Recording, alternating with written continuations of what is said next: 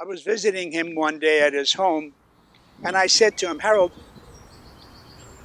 how do you describe yourself? And he looked at me and he says, well, that's a different question. And he said, that's a good one. And so I'll read you what he had written down on a card that he gave me. He says, I am a skeptical, ecological, scientific humanist. He said, I am a sincere scientific agnostic, but call me an ecological, ethical humanist. And that's how he described himself.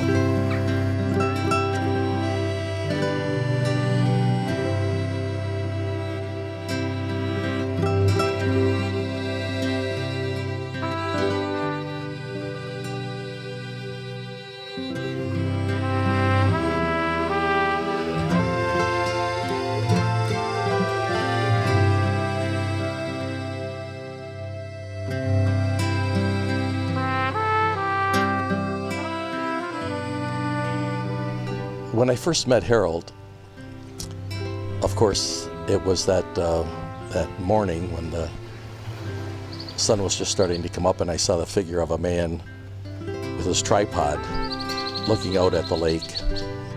But I thought, I have to meet this guy. There's another little angel in heaven tonight. God takes him away, but he never asks my advice. But if he did, I'd tell him, sir, heaven's already much too bright. I bet it looks like Broadway on a Saturday night. Well, I'm sure you got your reasons to call them to your side, but it sure gets dark and lonesome down here sometimes. Sure gets dark and lonesome down here sometimes.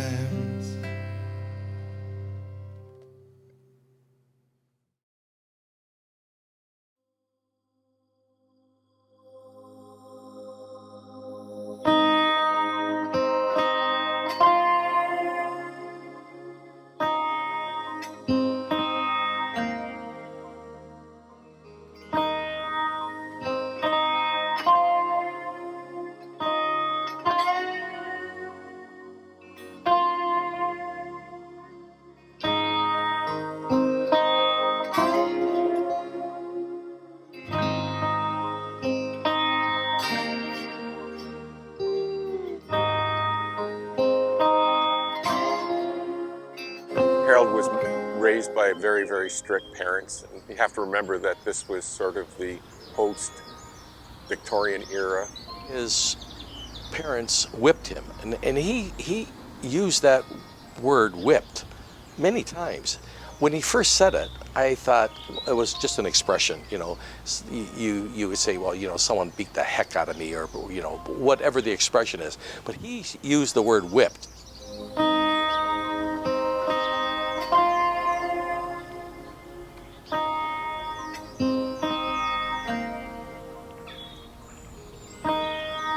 And he was raised in a deeply religious family, and you could tell by some of the documents that were left by his father that his father was very concerned about the impression that the family had in the community.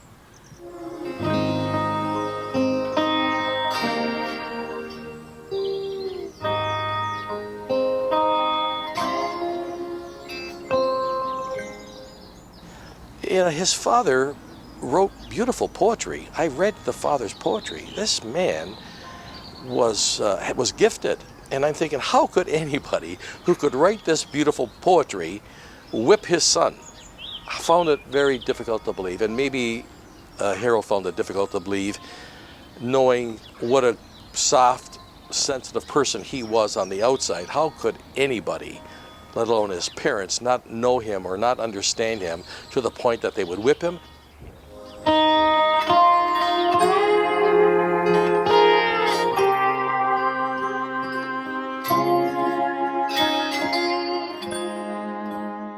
and Harold desperately wanted to please his father, and he tried his best to do that. But then if you look at the documents that Harold has left us, you can see that by the time he's around 13 or so, he's leaving the house regularly, and he's going out into nature, and he's starting to escape. He needs to get away from that pressure that his parents are putting on him.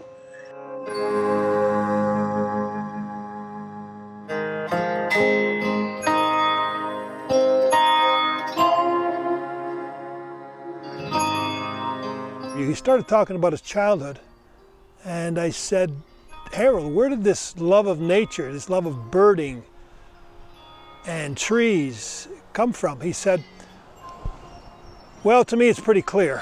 I was from an abusive childhood. We lived in Tuxedo Park, New York, and my parents basically kept me prisoner of my own home. I felt like a bird in a cage. Fortunately for me, I got away from the beatings and the religious righteousness by going under the fence a few yards from our house into the woods. And there I met the birds, the squirrels, the foxes, the plants, the trees. Immediately I felt safe. I felt at home.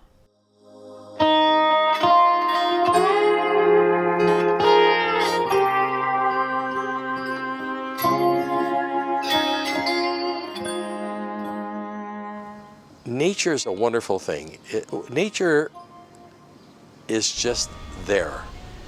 It's not biased. It's not opinionated. It doesn't make any demands on you. It's just there.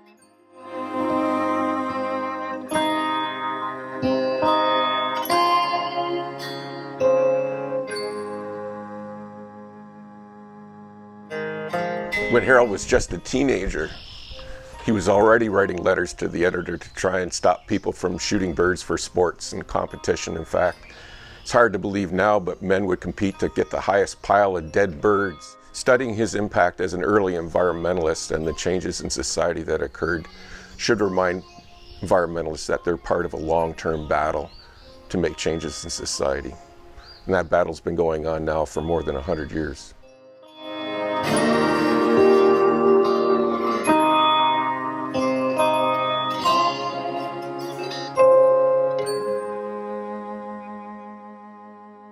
My love for nature eventually became a job with the Buffalo Museum of Science. I became a naturalist and environmentalist. And so I felt that from this lousy upbringing, something good came of it. And I was able to focus what anger I had at the time into something I liked doing. And so when I looked back at my childhood, he told me, I have mixed feelings, but overall, I don't have any regrets about my life.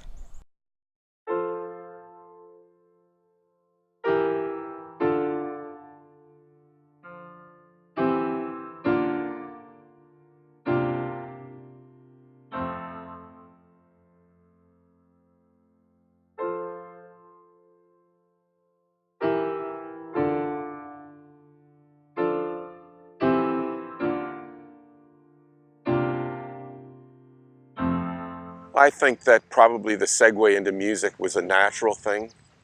Once you get out into nature, the sounds of nature can be very, very distracting. And you begin to focus in on them because you want to know what's making that noise. And so if you want to identify this bird or that bird, you need to have a really good ear. And so I think that paying attention to nature and listening to birds probably really impressed Harold. And so he always paid attention to sounds and the different music that animals were making. From listening to the birds and his musical ear into piano and the trombone. And also the social aspect of it was very good for him. When he went to college and joined this dance band and with other musicians, I think it was something for him to share. Probably decided to rebel and not necessarily please his parents, but follow his own heart. And he hooked up with a group of guys that he really fell in love with these guys, and they really became his life. And they dedicated themselves to to music, and this was the emerging era of the big band. So this is in the 1920s. And Harold began to tour with them. They became more and more popular. And eventually Harold just left his studies and went off with the band full time. So he mixed the love of music, which is very strong, and the love of study. So he had a good college life, blending the music with his academic career. And I think they became quite a successful band in the Roaring '20s to say there was such competition. They toured Paris, they toured Scotland, they did some gigs on cruise lines, and back home in the United States they were successful in recording. They recorded 15 albums on the Brunswick label, made some inroads into films in that they did the background music for early Mickey Mouse films, and also a movie called The Grand Parade in 1930. And I can imagine the trauma that he must have experienced when the music came to an end. Now, yet you realize he went through the 1929 to 1932. The Depression started in 1929, ended in 1932, but at the very beginning, he was still doing very well. And they had one of the most successful collegiate bands at the time. But now you're looking at 1932, 1934, and he was still recording music, but now it's time to get out there and get serious. You cannot make your living as a musician. It's not happening. The era of those big bands were coming to an end. Your college days are over. Now what do you do?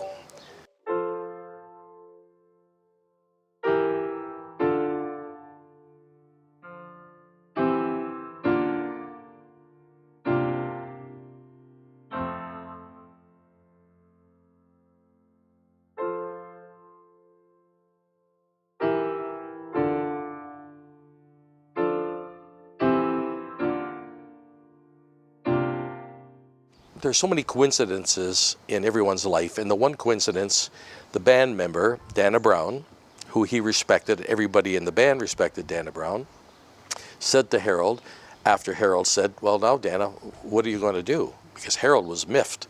He hadn't thought about a career path. And Dana Brown said, well, I'm going to do some rational thinking. Harold said to me, I never heard of that expression before. But if Dana Brown thought he should do some rational thinking, I better do some rational thinking, because he was the smartest guy in the band. And as new issues came up in his life and he had to make a big decision, he methodically wrote out all of the pros and the cons and quite literally the to-do list for the next phase of his life. Harold came home and bought books at that time related to rational thinking, straight and crooked thinking, straight thinking, books with those titles.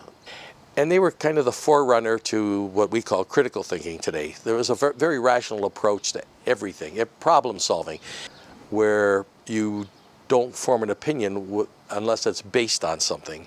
That he documents his life during that time in far more minutiae than probably most people would. And he learned an awful lot about psychology during that period. And he loved to engage in conversation with people.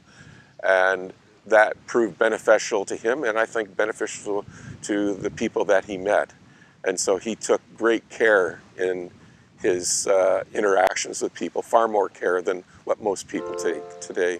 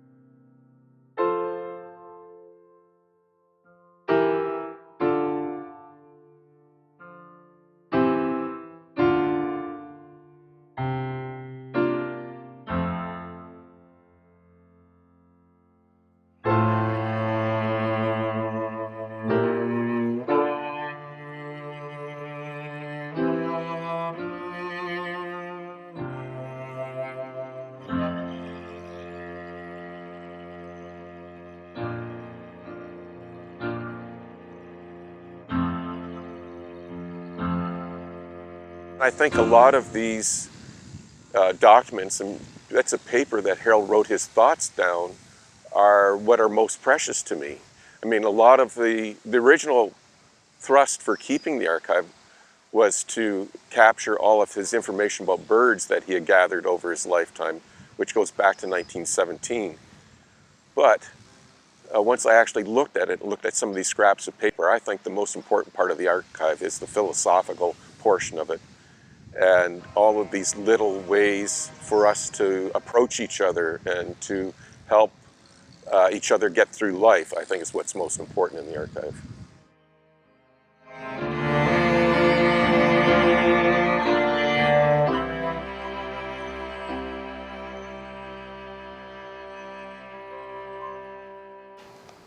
Harold was the most different person in every way than anyone I've ever met in my 74 years, and made a huge impression on me.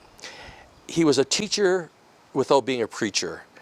He didn't intentionally try to teach, but everything that he thought of came through in his thoughts and in his speech and in his actions.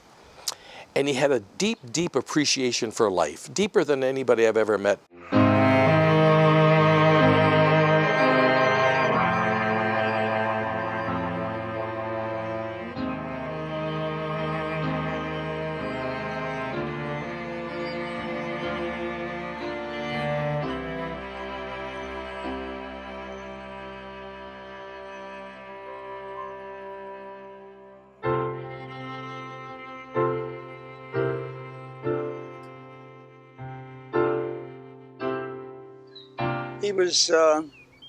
He was much, much more than a birder.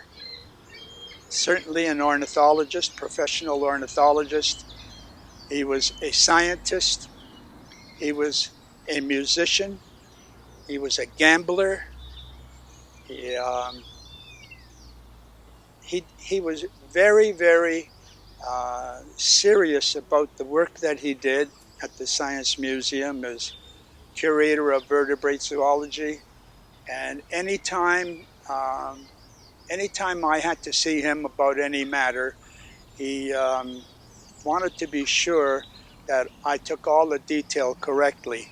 He was also very good with people who were learning how to birdwatch. Some birders are pretty nasty if they don't like what you see. They think, oh, you know, they're critical. Harold was never critical. There were two replies he had that were sort of standard. One of his replies was, that's interesting. That was okay. If you got that one, that was okay. The other one that might call the kiss of death was when he said, oh, really? And you knew you were in trouble. You're going to have to really defend yourself on those. Outstanding birder. Like, it wasn't that he was just knowledgeable. His field skills were outstanding as well. Like, he had great eyes and quite a fan. Probably the best bird watcher I've ever known in my life. The only person that I've ever known who ever saw the Bachman's warbler, which is an extinct bird, the last showed up in 1960. So that's the only person that had ever seen that. So he'd seen an extinct bird. And a really interesting guy. And not just birds, too. Anything else. He knew as much about nature as he did about birds. So everything else he was right up on as well. As a father figure, Harold helped me seek the truth and to think even more independently, to become even more spiritually attached to the natural world than I already was. Love for nature, I think, is something that is innate in everyone if they learn to recognize it. He was the kind of person that you could go easily approach, and I was a relatively new birder and full of questions, and he was always very happy to answer in explicit detail any question that I posed. It reached the point that sometimes the detail was too deep for me to understand, but nevertheless, in his quiet manner, he was always so accommodating.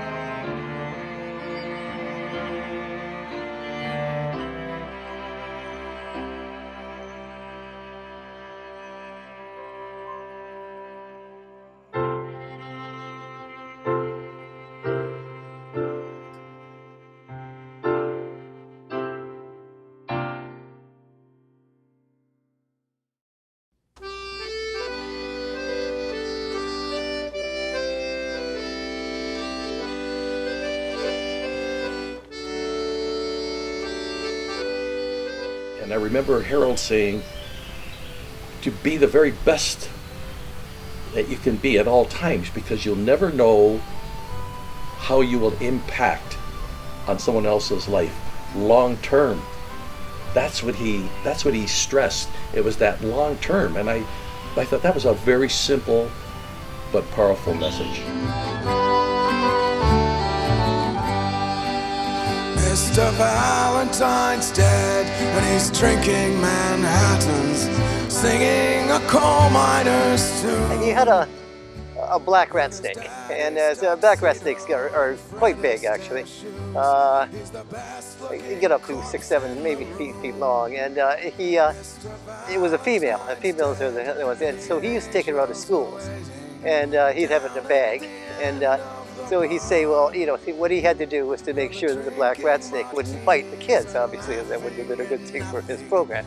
So what he would do is he'd ram his hand into the bag, the snake would bite him immediately, but that's the only time it would bite, so that he could handle it after that. So he said he had to spend time wiping the blood off his hand to get the snake out to show to the kids. But he's always doing strange things like that. Angels will take him, but not till he's finished his drink. Yeah.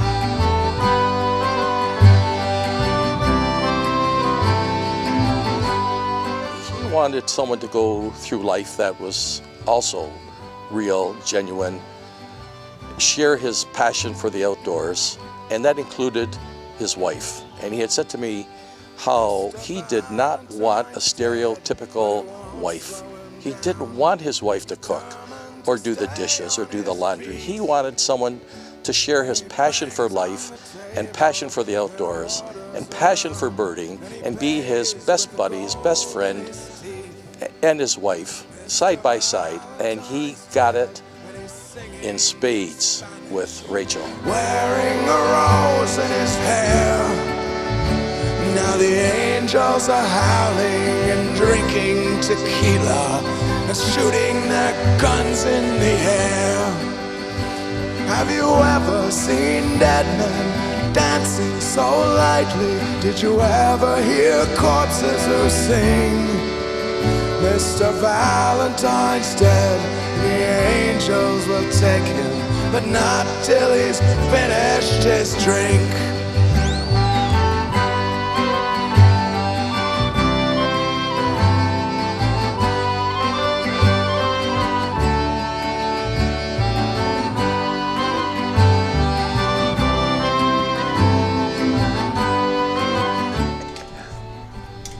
I don't know how to play it. I don't know how to play it. How do you do this? I had it going before, didn't I? Oops.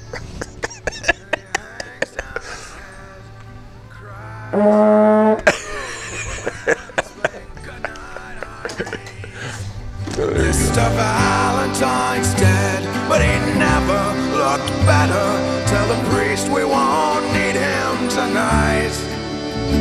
Tell his mom to stop crying, the band to keep playing, 'cause the angels are too drunk to fly.